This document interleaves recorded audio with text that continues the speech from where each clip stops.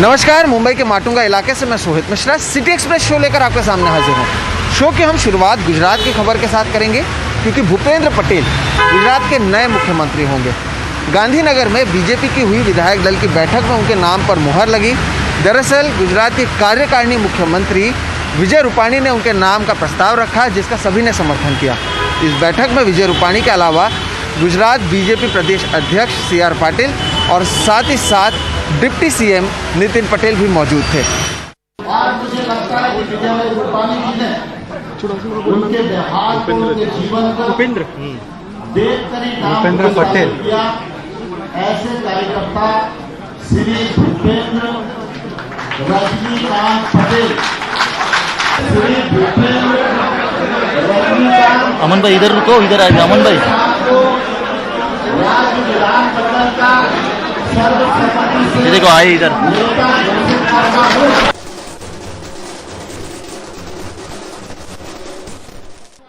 पहली बार विधायक बने भूपेंद्र पटेल गुजरात के नए मुख्यमंत्री होंगे। भूपेंद्र पटेल गुजरात की पूर्व मुख्यमंत्री और अब उत्तर प्रदेश की राज्यपाल आनंदीबेन पटेल के खास रहे हैं और पिछले विधानसभा चुनाव में उनकी पारंपरिक घाटलोदिया विधानसभा सीट से भारी मतों से जीते थे। लेकिन सबसे खास बात यह है कि वो पाटीदार समुदाय से आते हैं। माना जा रहा है कि अगले साल होने वाले राज्य विधानसभा चुनावों से पहले पाटीदार समुदाय की नाराजगी को दूर करने के लिए बीजेपी ने भूपेंद्र पटेल को कमान दी है। बीजेपी विधायक दल नेता चुने जाने के बाद अपनी पहली प्रेस कॉन्फ्रेंस में भूपेंद्र पटेल ने साफ किया कि वो पार्टी द्वारा सौंपी गई जिम्मेदारी को पूरी निष्ठा के साथ निभाएंगे। पटेल के सामने सबको साथ लेकर चलने की बड़ी चुनौती होगी, क्योंकि उनके पूर्ववर्ती विजय रूपाणी की राज्य बीजेपी के अध्यक्ष CR पाटिल के साथ खास नहीं निभ रही थी। मैं सबसे पहले माननीय नरेंद्र भाई, माननीय नड्डा जी और अमित भाई शाह साहब का तहे दिल से आभार मानना चाहता हूं। विकास के जो काम बाकी है वो आगे बढ़ाएंगे और साथ में संगठन को साथ में लेके आगे बढ़ाएंगे। हमारे शीर्ष नेतृत्व ने जो निर्णय लिया है, भूपेंद्र भाई जी सक्षम है और आने वाले चुनाव उनके नेतृत्व में अवश्य भारतीय जनता पार्टी अच्छी तरह से जीतेगी। शनिवार को विजय रूपाणी के अचानक इस्तीफे के बाद गुजरात से कई वरिष्ठ नेताओं के नाम मुख्यमंत्री पद के लिए चलने लगे थे, लेकिन बीजेपी आलाकमान ने एक बार फिर एक कम परिचित चेहरे पर दांव लगाकर सबको चौंका दिया। खुद विजय रूपाणी ने भूपेंद्र पटेल के नाम का प्रस्ताव रखा, जिस पर बीजेपी के सभी विधायकों ने मुहर लगा दी। विधायक दल नेता चुने जाने के तुरंत बाद भूपेंद्र पटेल सरकार बनाने का दावा पेश करने वरिष्ठ नेताओं के साथ राजभवन पहुंचे। राज्यपाल ने उन्हें मुख्यमंत्री मनोनीत कर दिया है। पटेल के पास प्रशासन चलाने का खास अनुभव नहीं है। अभी तक उन्हें अहमदाबाद नगर निगम और अहमदाबाद शहरी विकास प्राधिकरण में ही काम करने का अनुभव रहा है। अब देखना है वो अगले साल चुनाव की ओर बढ़ रहे गुजरात को किस तरह संभालेंगे। भूपेंद्र पटेल गुजरात के अगला मुख्यमंत्री बनेंगे और इस निर्णय से बीजेपी ने दो चीजें फिर से दोहराई है। एक, प्रधानमंत्री नरेंद्र मोदी और गृह मंत्री अमित शाह अभी भी बीजेपी के लिए गुजरात के मामले में फाइनल डिसीजन मेकर्स है। और दो, बीजेपी भी जाति समीकरण पे ध्यान देती है चुनाव जीतने के लिए, हालांकि पार्टी इस बात को इनकार करती है। कैमरा पर्सन राजेंद्र दयालकर के साथ गांधीनगर से सौरभ गुप्ता, NDTV इंडिया। मुंबई से सटे उल्लासनगर में एक 15 साल की युवती के साथ दुष्कर्म का मामला सामने आया है। इस पूरे मामले में कल्याण रेलवे पुलिस ने एक आरोपी को गिरफ्तार भी किया है। इस मामले में मुंबई रेलवे कमिश्नर कैसर खालिद से मैंने बातचीत की है। आइए देखते हैं उन्होंने क्या कहा। मुंबई से सटे उल्लासनगर रेलवे परिसर के भीतर एक बलात्कार हुआ है और इसके बारे में ही बात करने के लिए हमारे साथ मुंबई रेलवे कमिश्नर कैसर खालिद हैं। सर, बहुत बहुत शुक्रिया बात करने के लिए। सर, कहीं ना कहीं पहला सवाल यही उठता है कि एक शख्स रेलवे का जो जुरिस्डिक्शन है उसमें बतौर हथौड़ा लेकर आ जाता है और एक 15 साल के बच्चे के साथ बलात्कार होता है, वो भी रेलवे प्रीमाइसेस में ही। किस तरह से आप इसे देखते हैं? क्या कुछ हुआ है अब तक? क्या कुछ जानकारी है? पहले ये आप बता दें। तो जैसे हमारी जानकारी में ये बात आई तो सबसे पहले तो हमने ये कहा कि उसको रजिस्टर किया है और इमीडिएटली हमारे सीनियर ऑफिसर्स इसमें लग गए, स्पॉट पे गए और हमने टीम बनाई। हमने अपने क्राइम ब्रांच को इसमें इन्वॉल्व किया। हमारे डिप्टी कमिश्नर मकानदार साहब वो इमीडिएटली वहाँ पे उन्होंने विजिट किया। हमने विक्टिम के साथ कुछ NGOs को, कुछ काउंसलर को साथ में डाला, उनके पेरेंट्स को, उनके फैमिली को हमने सूचित किया, हमने उनका मेडिकल करवाया और उससे फिर उनसे बात की। बात करने के बाद जो घटना का डिटेल्स हमें मिला है उसके हिसाब से हम लोगों ने वो प्लेस ऑफ इंसिडेंट को लोकेट किया है। इमीडिएटली हमने फॉरेंसिक टीम को बुलाया और वहाँ पे जो एविडेंसेस अवेलेबल थे उसको कलेक्ट किया गया रात में ही।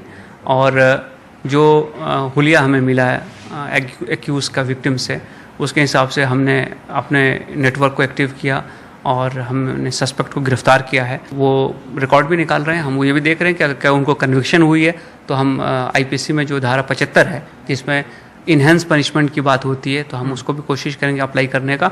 और अभी हमारा जो टीम है उनको कोर्ट में प्रस्तुत करेगा और हम उनका PCR के लिए रिक्वेस्ट करेंगे और हम ये चाहेंगे कि हम मैक्सिमम जो है एविडेंस जो है उसमें कलेक्ट करें। बिल्कुल, बहुत बहुत शुक्रिया हमसे बात करने के लिए। तो कहीं ना कहीं जिस तरह से ये दूसरी घटना हुई है रेलवे के अगर जुरिस्डिक्शन की बात करें उसके बीच, आरोपी को ज़रूर गिरफ्तार किया गया है, उसे अभी अदालत में भी पेश किया जा रहा है और ये भी कहा जा रहा है कि किस तरह से जो जितनी स्ट्रेंथ होनी चाहिए वो नहीं है, जो एक चिंता का विषय है। इसे लेकर क्या कुछ किया जाता है आने वाले दिनों में ये भी देखना काफ़ी अहम होगा।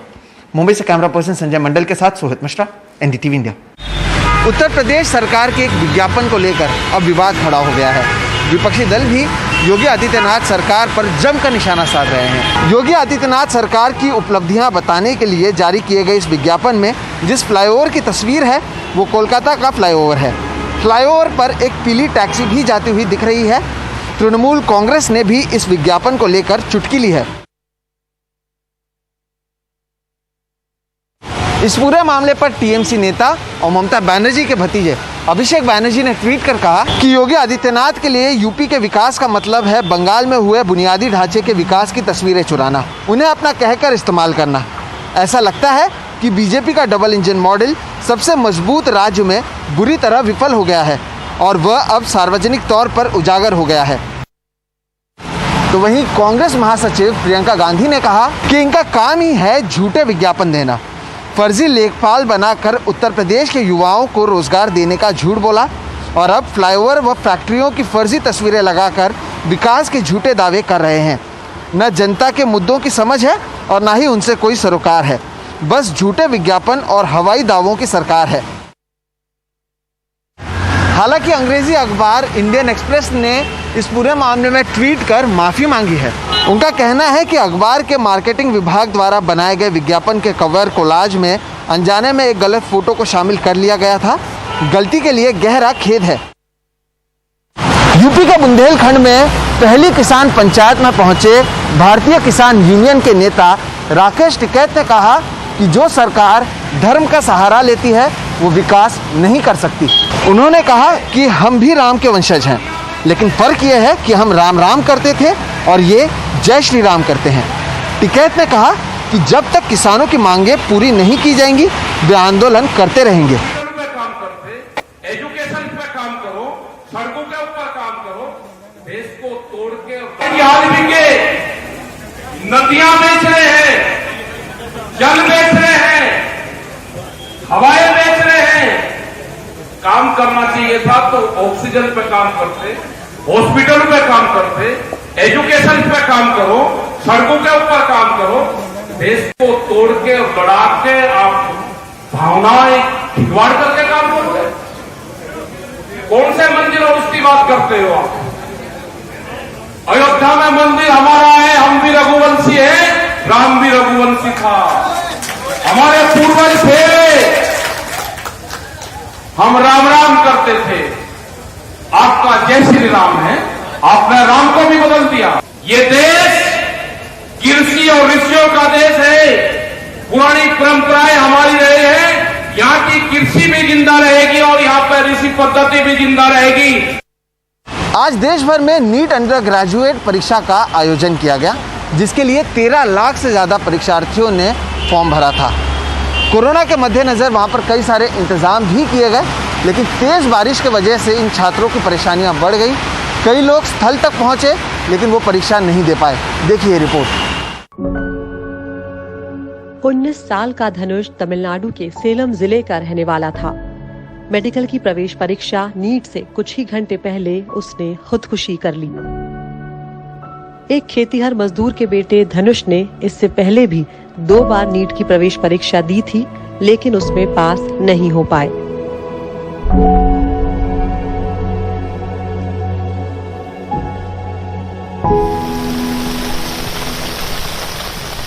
तमिलनाडु सरकार ने 10 साल के लिए अपने राज्य में नीट इम्तिहान खत्म किया हुआ है। सरकार का दावा है कि ये इम्तिहान प्राइवेट कोचिंग ले सकने वाले समृद्ध लोगों के पक्ष में है। डीएमके सरकार सोमवार को इस सिलसिले में फिर एक बिल राज्यसभा में लाने जा रही है। तमिलनाडु में नीट इम्तिहान के चलते एक और जान चली गई। यह बहुत ही दुखद है। एमके स्टालिन ने बच्चे की जान न बचा पाने के लिए दुख जताया है। उन्होंने कहा है कि यहाँ नीट नहीं होगा। इसके लिए सोमवार को एक बिल विधानसभा में रखा जाएगा। केंद्र सरकार और अदालतें नीट इम्तिहान की तारीख आगे बढ़ाने से मना कर चुकी हैं। छात्रों को महीनों पहले दिए गए परीक्षा केंद्र बदलने की भी इजाजत नहीं दी गई। इसके बावजूद एक दिन पहले ही कई छात्रों की परीक्षा केंद्र बिना पूर्व जानकारी के अचानक बदल दी गई। Doctor Neha Agarwal covid duty पर है। ऊपर से नीट पोस्ट ग्रेजुएट परीक्षा के लिए पिछले 2 साल से तैयारी कर रही है। दिल्ली में कल भारी बारिश की वजह से वो इम्तिहान देने नहीं पहुंच पाई। नेहा की तरह कई लोग पानी से भरी सड़कों से जैसे तैसे परीक्षा केंद्र तो पहुंचे, लेकिन देरी से आने के कारण उन्हें परीक्षा में बैठने ही नहीं दिया गया। एक छात्र कहता रहा कि वो कोविड ड्यूटी पर था, लेकिन उन्होंने इसकी भी परवाह नहीं की। वो सोचते हैं कि ये हमारा काम है, लेकिन हमारी मांग पर गौर करना चाहिए था। इस बेहद होड़ भरे माहौल में लोग खुदकुशी कर रहे हैं। यही सब कुछ नहीं है, लेकिन इसका दबाव बहुत ज्यादा हो जाता है। मैं सरकार से आग्रह करती हूँ कि इस मामले में थोड़ी उदारता से विचार करें। चेन्नई से सैम डैनियल के साथ दिल्ली से गौरी प्रसाद और मेहर पांडे की रिपोर्ट, एनडीटीवी इंडिया। तो वहीं सिटी एक्सप्रेस में फिलहाल वक्त है एक ब्रेक का। ब्रेक के बाद आपको बताएंगे पूर्व केंद्रीय मंत्री रामविलास पासवान की पहली बरसी के बारे में, जहां पर ना ही नीतीश कुमार पहुंचे और ना ही जेडीयू का कोई भी नेता।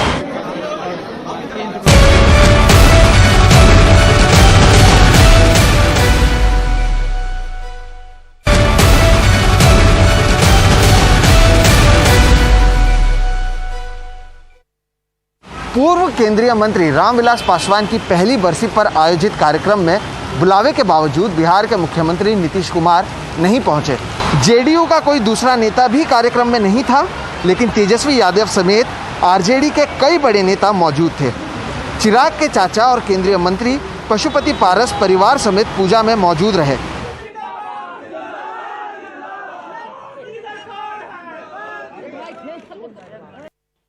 सीबीआई ने घोटाले के खुलासे के बाद ईपीएफओ के अधिकारियों के खिलाफ मामला दर्ज किया है। सीके सिन्हा वरिष्ठ सामाजिक सुरक्षा सहायक ईपीएफओ मुंबई, उत्तम टैगोर सहायक भविष्य निधि आयुक्त ईपीएफओ कोयम्बटूर तमिलनाडु, विजय जरपे सहायक भविष्य आयुक्त ईपीएफओ चेन्नई के खिलाफ मामला दर्ज किया गया है। सीबीआई ने अपनी एफआईआर में कहा है कि जांच में पाया गया है कि 91 फर्जी अकाउंट्स में क्लेम सेटलमेंट किया गया था। इसकी पहचान मुंबई के कांदिवली ईपीएफओ ऑफिस के जरिए हुई। श्रीनगर के खानियार में आतंकी हमला हुआ है। पुलिस गश्ती दल पर फायरिंग कर आतंकवादी फरार हुए हैं। इस हमले में एक पुलिस अधिकारी ने जान गंवाई है। सुरक्षा बलों ने पूरे इलाके को घेर लिया।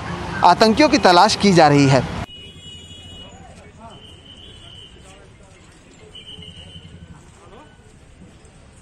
तो वहीं सिटी एक्सप्रेस में आज फिलहाल इतना ही। आप मुझे, मेरे वीडियो जर्नलिस्ट संजय मंडल और हमारी पूरी टीम को दीजिए इजाजत। देश और दुनिया की बाकी खबरों के लिए आप देखते रहिए सिर्फ एनडीटीवी इंडिया। नमस्कार।